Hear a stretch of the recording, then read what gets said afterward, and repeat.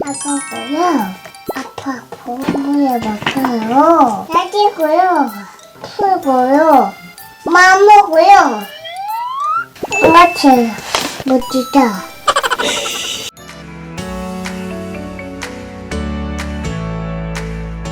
네, 안녕하세요. 이민주 육아상담소 이민주입니다. 부모가 아이와 하는 언어적, 비언어적 소통이 아이에게는 교과서이자 언어 발달의 촉진제가 될 수 있어요. 20개월 전후가 되면서 슬슬 우리 아이는 도대체 왜 말이 트지 않는가? 왜 소리를 내지 않고 왜 단어를 말하지 않는가? 고민을 많이 하시는 것 같아서 오늘은 아이의 언어를 촉진시키는 양육자의 언어 습관 딱 3가지만 짚어드릴 텐데요. 더도 말고 덜도 말고 딱 이 3가지만 실천해 보세요. 분명 아이의 언어가 일주일 다르게 발달해 가는 것이 관찰될 거예요. 혹시 오늘 알려드린 이론만으로 적용이 어렵거나 이해가 어렵다면 실제로 저희 아기가 16개월 때 일과중 언어 발달을 위한 상호작용에 초점을 두고 민주쌤 육아일기 채널에 브이로그 영상으로 공유해 뒀으니 링크 바로 가기 참고해 보세요. 자, 우리가 외국어를 배우기 위해서는 일단 그 나라의 언어를 많이 들으면서 이해하죠. 듣는 과정에서 무수히 많은 단어도 알아갑니다. 그리고 상황에 맞게 단어와 단어를 조합한 문장으로 표현할 수 있어야 해요. 표현은 나 혼자 하는 것이 아니라 누군가에게 표현하고 또 누군가는 반응하고 그 반응에 따라 다시 내가 표현하고 이 과정을 우리는 상호작용, 소통이라고 합니다. 아이들이 말을 배우는 것도 마찬가지죠. 물론 발달적인 측면에서 본다면 더 깊이 들어가야 하지만 어찌되었든 언어를 배우기 위해서는 듣고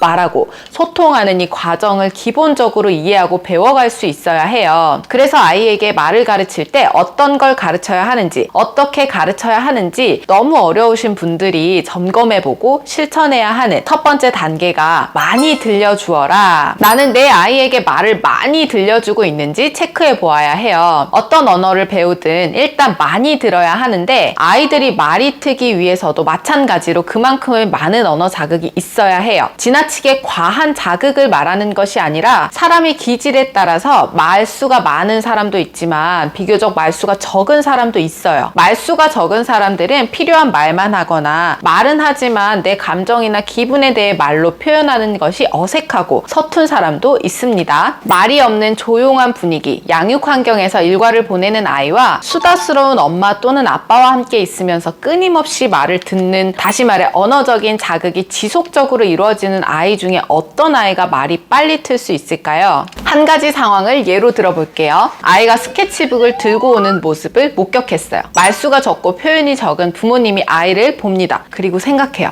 그림이 그리고 싶은가? 크레파스도 가져다 줘야겠다. 말이 아닌 이 머릿속으로 생각하고 크레파스를 가져다 주는 행동으로 곧바로 옮겨요. 아이가 꺼내준 크레파스로 그림을 그리기 시작해요.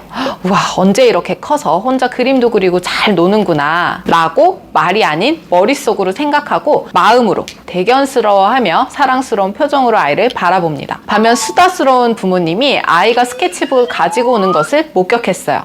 윤이 그림 그리려고 스케치북 가져왔어? 또 어떤 거 필요할까? 크레파스로 그려볼까? 우와, 혼자서 뚜껑도 열었구나. 노란색 크레파스를 꺼냈네. 노란색으로 어떤 그림 그린 거지? 나비가 날아다니고 있구나. 우리 산책 갔을 때도 나비 본 적 있지? 나비가 앉아서 놀 수 있는 알록달록 꽃도 그려볼까? 이야, 멋지다. 산책 나가서 누구 만났지? 코끼리 만났어? 또 누구 만났지? 꾀꾀꾀꾀 오리 꾀꾀 또 만났어? 짹짹이도 만났어? 또 누구 만났어? 까마귀도 만났어? 아이가 하는 행동이나 기분을 끊임없이 언어화해줍니다. 잠깐 한 장면이지만 이게 아이가 생활하는 일과 12시간 동안 하루, 이틀, 일주일, 한 달, 그리고 언어 폭발기가 오는 무려 2년을 각자의 스타일대로 매일 반복한다면 어떤 상황이 아이에게 더 언어 촉진이 될 수 있을까요? 그리고 얼마나 더 많은 단어와 문장을 들을 수 있을까요? 그래서 혹시 내가 기질적으로 말수가 좀 적고 표현이 좀 약한 분들은 항상 의식하고 의도적으로라도 말을 많이 해서 조금은 수다스러운 엄마 아빠가 될 수 있어야 합니다. 자, 두 번째는 표현할 기회를 주어라. 외국어를 배우기 위해 우리가 학원에 가게 되면 어떤 상황에서 내가 필요한 말을 소리내어 언어로 표현하는 연습을 하죠. 지하철을 타는 상황 또는 물건을 사야 하는 상황 등 이런 상황도 설정해주고 질문을 만들어보고 또 질문을 듣고 답을 해보기도 합니다. 마찬가지로 일상에서 아이들이 여러 상황마다 자기가 필요한 표현을 할 수 있어야 하는데 이 또한 반복 또 반복된 과정을 거쳐서 배워갈 수 있습니다. 처음에 배가 고프거나 물이 먹고 싶을 때는 울어요. 그러다 손으로 물을 포인팅하며 자기 의사 표현을 하게 됩니다. 그리고 손으로 가르치기 플러스 나름의 소리를 냅니다. 소리를 냈더니 좀 더 빨리 해결이 되네. 그리고 다음 단계로 무 비슷한 발음으로 말을 할 수 있어요. 비슷하게 말했더니 더 잘 알아듣는구나. 그리고 언어 폭발기가 되면서 엄마 물 주세요. 정확하게 표현하는 방법까지 단계적으로 가게 됩니다. 이렇게 최종 단계까지 가기 위해서 아직 말이 트지 않은 아이가 물이라는 단어를 정확하게 말하는지 못하는지가 중요한 것이 아니에요. 무언가 필요한 상황에서 몸짓말이든 옹알이든 표현 언어든 이 표현을 했다는 것이 매우 중요한데요. 그리고 표현을 했을 때 더 쉽게 더 빠르게 나의 요구가 해결되었다는 경험이 아이에게 긍정적인 강화가 되어서 좀 더 정확하게 좀 더 적극적으로 표현하고자 하는 욕구가 생겨납니다. 지난 명절에 아이를 데리고 할머니 댁에 갔어요. 저희 아이는 26개월이 되어 이제 말을 굉장히 잘하는데 그럼에도 불구하고 사랑으로 아이를 바라보고 집중하는 할머니, 할아버지, 삼촌들, 큰엄마, 큰아빠 아이가 있는 집에서는 사실 아이만 보고 있잖아요. 그러다 보니 작은 제스처 하나에도 물 줄까? 밥 더 줘? 양말 벗을 거야? 아이가 해야 할 말을 어른들이 선수쳐서 해버리는 거예요. 그러면 아이는 말할 필요도 말할 기회도 나중에는 말을 해야 하는 필요성조차도 느끼지 못합니다. 작은 제스처 하나로 모든 상황을 해결해 버리려고 하죠. 아이가 어떤 것을 원하는지 사실 20개월 전후 시기가 되면 자기 표현은 어떤 방식으로든 할 수 있어요. 돌 이전에는 아이가 원하는 것을 부모가 빨리 캐치해서 해결해 주는 것으로 아이와 관계에서 애착과 신뢰도 형성해 가야 하지만 이제는 발달 단계에서 스스로 표현하고 스스로 해결해 갈 수 있는 언어 발달과 문제 해결력을 키워주는 단계가 되었어요. 그러면 우리는 눈치코치로 아이가 원하는 것을 알지만 모르는 척 기다려 주어야 합니다. 아이 발달 수준에 맞는 언어로 본인이 표현할 때까지. 이렇게 말씀드리며 아직 말을 못하는 아이인데 물이라고 정확하게 말할 때까지 기다려야 하나요? 라고 질문하시는 분들이 계신데 표현 언어에도 단계가 있다고 제가 말씀드렸죠. 정확한 단어를 말할 수 있느냐 없느냐가 중요한 것이 아니라 아이가 표현을 반복하는 그 경험이 중요합니다. 2단계로 말하든 3단계로 말하든 나름대로 열심히 표현했다면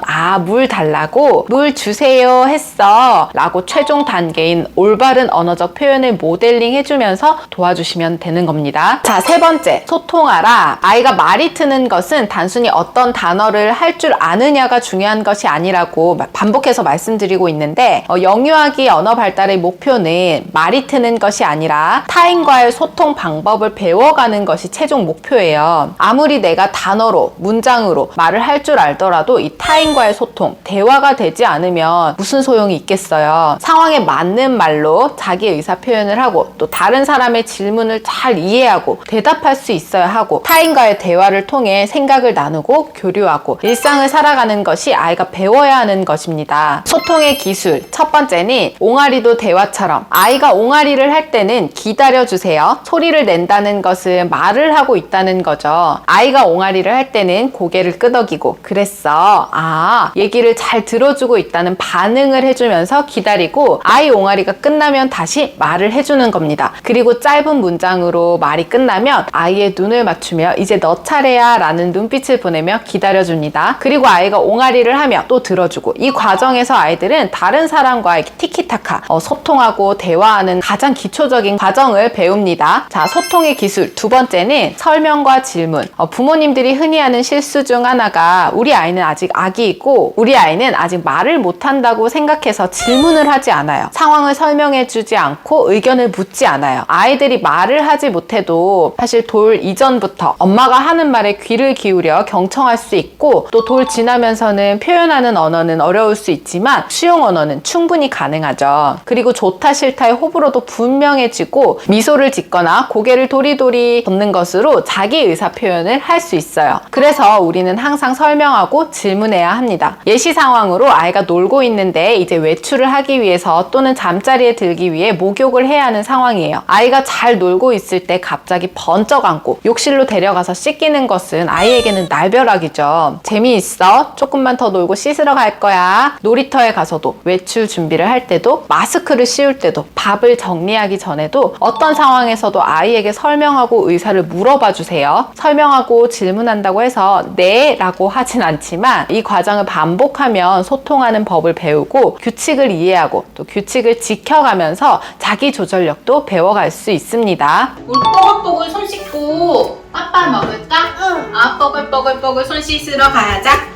자, 이렇게 오늘은 오랜만에 언어 발달 관련해서 말이 트지 않은 아이를 위한 양육자의 언어 습관에 대해 알려드렸는데요. 오늘 영상도 도움되셨다면 구독과 좋아요, 알림 설정까지 잊지 마시고 저는 다음 주에 또 만나요. 안녕!